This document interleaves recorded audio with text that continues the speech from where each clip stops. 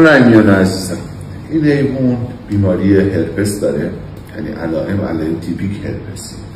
توی بیماری هرپس بیشتر از این که ما بخوایم روی درمان صرفاً چشم فعالیت کنیم، باید اینو به صورت بیماری سیستمیک در نظر بگیریم.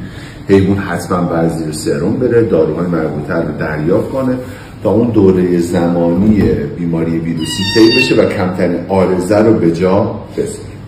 این بچه دیگه همون خب تفلکی یه پاش قطعه، این پا که از قسمت لگن باید کامل برداشته بشه.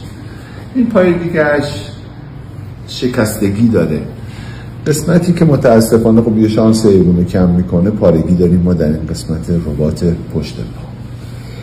من فکر نمی کنم این بچه بره برای عمل جواب خوبی بگیره.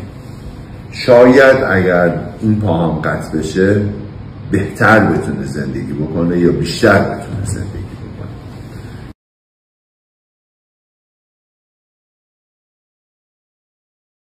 من رسیدم نیشابور کلینیک دکتر محمدیان. بچه هم الان مثلا میارن فیلمشون میذارن. بچه متاسفانه دوام نیاورد، حتی به عمل خود دکتر محمدی هم نرسید. متاسفانه فوت شد بچه و اینا از این بچه انقدر بچه بیجون بوده و عفونت داشته که دوام نیاورد متاسفانه.